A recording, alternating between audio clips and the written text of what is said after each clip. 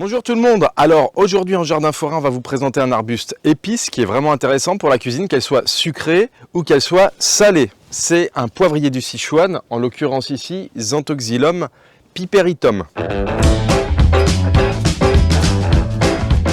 Alors cet arbuste, Xanthoxylum piperitum, est un poivrier du Sichuan. Il y a d'autres espèces proches qui sont de même utilisation, qu'on va évoquer un petit peu après dans la vidéo. On l'appelle donc également le poivre Sancho.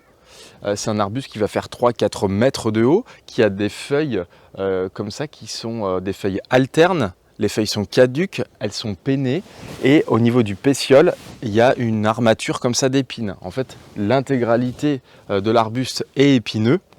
Donc faire attention aussi là où on le positionne, pas forcément en limite comme ça de sentier en jardin forêt. On le voit là, le caractère vraiment épineux de l'arbuste, alors des épines qui sont acérées, hein, qui sont dures, qui sont finalement assez féroces, et ça peut être une utilisation intéressante justement du buisson dans une haie défensive. C'est un arbuste qui est de la famille alors des rus et famille des agrumes, hein, c'est pas la famille du poivre noir qu'on a l'habitude de consommer, c'est famille des rutacées, donc ce qui explique aussi le caractère très aromatique de l'enveloppe des baies et du feuillage également qui va se faire sécher et se consommer aussi comme une épice en cuisine. De par la famille, la plante aussi est très mellifère, elle est intéressante pour les populations d'insectes qui vont pouvoir s'en emparer, faire du miel aussi avec.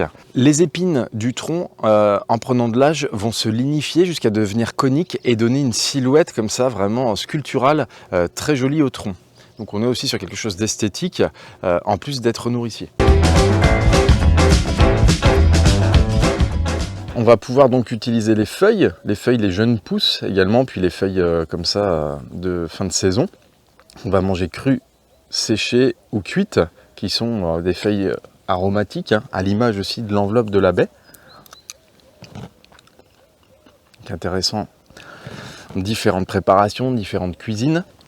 Et on le voit ici, la graine donc, qui ne va pas se consommer, c'est l'enveloppe autour qui va être collectée comme ça. Voilà.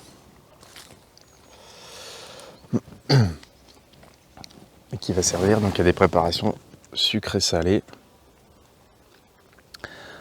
La baie séchée qui va pouvoir se conserver pendant plusieurs mois, et puis autrement l'enveloppe comme ça qui est plus fraîche et qui est tout aussi aromatique. Alors c'est étonnant, hein, quand on le goûte, ça fait une impression un petit peu pétillante, comme si ça anesthésiait aussi un peu les muqueuses de la bouche en même temps. C'est très aromatique, c'est surprenant, donc ça peut s'accommoder pour les personnes qui mangent de la viande, avec toutes sortes de légumes, avec des desserts, avec du chocolat également.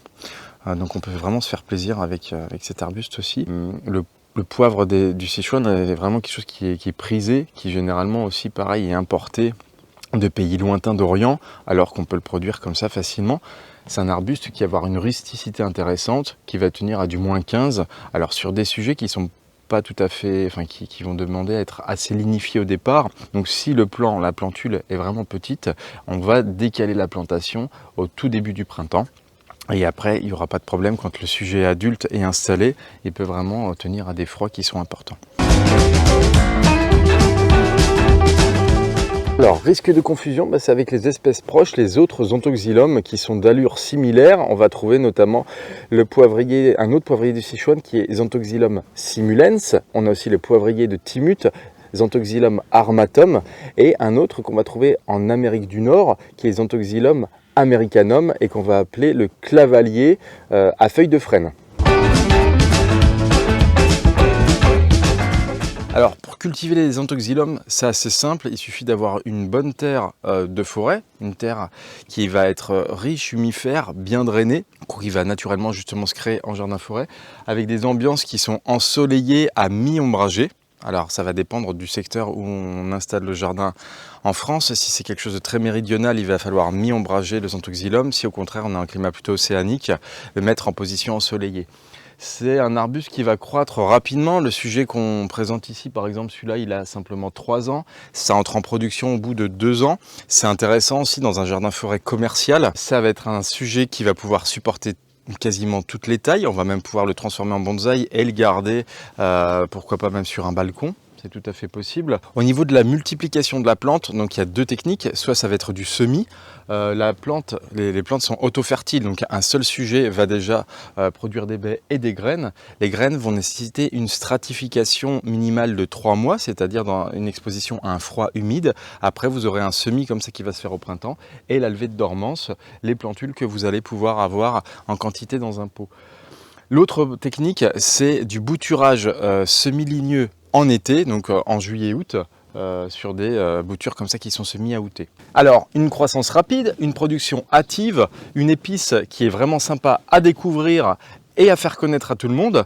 Il y a des anthoxylomes qui sont intéressants pour des haies défensives. On a aussi des variétés qui sont inermes, c'est-à-dire qui sont sans épines, donc une possibilité d'utiliser l'espèce dans différents contextes. Cette petite vidéo est terminée, on espère qu'elle vous a plu et on vous dit à bientôt pour une prochaine. Salut!